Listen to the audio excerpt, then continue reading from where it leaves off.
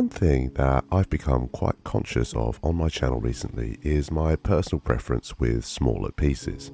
Now, the internet tells me the average wrist size for an adult male in the US is somewhere around 6.7 inches, and my wrist measures in just below that at 6.5. So, while to some extent my preference makes sense, my wrist isn't so small that I couldn't, or rather shouldn't, be able to wear bigger pieces, and I think dismissing them out of hand removes a huge part of the horological industry without really giving it too much thought. I don't want to be that restricted, so I've spent some time looking at larger pieces, and that led me to the P-Series from SevenFriday. I've seen these before in a shop window in Madeira. They are big, unique looking pieces that command a lot of presence on wrist, but have a fairly hefty asking price starting at just under $1,000. That is a little too rich for my blood, but I still wanted to try something larger. That in turn led me to this homage piece, if it's not too rich to call it that, the Carotif Tourbillon. In this video I'll be discussing my experiences with the watch and deciding whether to keep it in my collection or sell it on, and really looking at whether or not I can do a decent job of discussing a larger piece or if I need to stay in my lane. Another early apology for my voice in this video. I've somehow managed to get sick again within the space of 2 weeks. Grim. Anyway, with all that said, let's get into the video. I think the chances are you won't have heard of Carotif as a brand before. I certainly hadn't, but that struck me as odd given that the dial says since 1963. Surely a brand that lasted through the quartz crisis would be established enough to have its own store, or at the very least website. But no, there is a Shopify page with some highly questionable grammar, approximate measurement sizes, and a random quote from Albert Einstein. I can't actually find anything else out about the brand despite my best efforts, so I can only guess that maybe the owner was born in 1963. Either that or it's there just to fill some space, essentially at random. In the UK or US this would actually be illegal if it were the case, but I would be really quite surprised if this were manufactured in the West.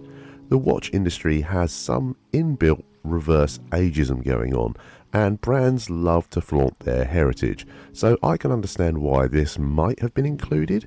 It certainly isn't the only part of the watch that left me scratching my head. The name is also, frankly, a nonsense. Be under no illusions, this is not a tourbillon. Instead, it's part of a trend with budget watch brands who are banking on an uneducated customer base.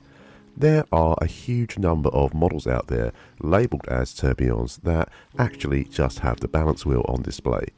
Having said that, despite these issues, there are still huge discounts available on these models that might make you consider them. 90% off the entire range, in fact, on Shopify, with an extra working 10% off discount code on top of that. Sounds like a bargain, but actually the asking price on Shopify comes out to around $75, and for full transparency, I didn't even pay $20 for mine through AliExpress. Before we get into the negatives of this piece, and believe me, there are quite a few, I want to try and be balanced and talk about some positives. We'll start with the build quality. This is an entirely solid piece. Given the chunky dimensions, frankly, it's built like a tank, and its curved edges will, to some extent, help to deflect any knocks that it might take. It also arguably represents value for money. Certainly not in terms of brand recognition, but an automatic watch with stainless steel construction and an exhibition caseback below $20 is quite some feat, even if that might leave you scratching your head as to how they've managed to achieve that. Now, whether you have any faith in that movement, or if you actually want to own it, is quite another matter entirely, but I would give a little extra credit for the decoration on the rotor. As far as the design of the watch goes, it's a fair effort with the tracing paper at the P-Series, but not really a patch on the real thing. The last thing that I'd give praise to is the shipping time. This took 3 working days to arrive to my house in the UK from China with free shipping, which is fairly bonkers when you consider the logistics involved. In truth, I think that's about as much balance and kindness as I can muster here, so it's time to start addressing the elephant in the room. I think the most obvious talking point is the anti-reflective coating, or at least that's how it's described.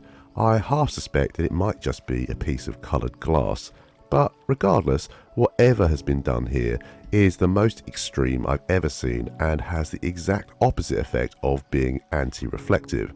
In most lighting conditions and at most angles, it is extremely difficult to tell the time with.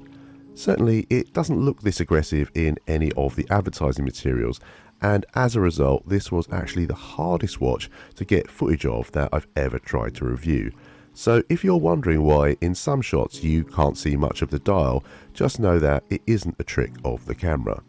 Now, I should say there are other variants of this watch available, so you can opt for plain glass, and if you were going to buy one, that would certainly be my advice. I still can't really get my head around this though. Clearly the focus is on aesthetics rather than function, but I don't think anyone who prioritizes in that way would wear a homage watch. The only logical conclusion I can find for a decision like this is that what it does do is make it pretty hard to see the word Carotif on the dial. The other serious issue with the piece is the on-wrist experience. It comes supplied with a leather strap, which is fine, but it is worth noting that black is not the colour that I actually ordered. The lugless setup in combination with the large size of this piece causes issues with a fresh leather strap for me though. It just means it's actually impossible for this to sit flush on my wrist, and the leather would need a huge amount of give to it to make any real difference here. I'd consider looking at getting yourself a rubber band if you wanted to wear this comfortably, as even with a 7-inch wrist or above, there are going to be issues with this attachment positioning as it's the least flexible part of any band. You've also got the pronounced exhibition caseback beneath, which only exacerbates this issue. The P-Series does have the same setup, but I would assume that the straps are a lot better at over 60 times the asking price, and they have completely flat casebacks too. I remain a firm believer in using homage pieces as a try before you buy on expensive purchases. I feel like the other options here are a lot riskier. For example, buying the piece from a retailer who offers a cooling off period.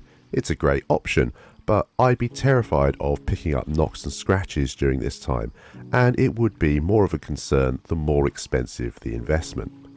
I'm bringing this up because although the P-Series isn't really my cup of tea to begin with, this is the first homage piece I've owned that I don't think it would be fair to use as a try before you buy comparison. There's just too much wrong with it for it to be an even remotely accurate point of comparison. Potentially someone with a much bigger wrist and one of the other variants without that class might well have a much better experience with this than I did. I guess my final consumer advice here is this is definitely not something for everyone, and avoid the tinted version at all costs if you want to be able to tell the time. In truth, there are actually so many red flags even before purchasing that I feel the brand really needs to work on its PR and advertising. For the sake of the video, if it wasn't apparent already, I'll just make it clear, I will not be keeping this. One thing I do want to be very wary of though is not letting one bad decision and experience sway me moving forwards.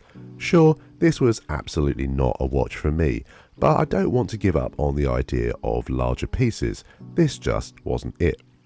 I want to open this up to you in the comments. Usually I would only invest money in pieces up to 40mm in diameter, maybe making some exemptions for workout watches like G-Shocks.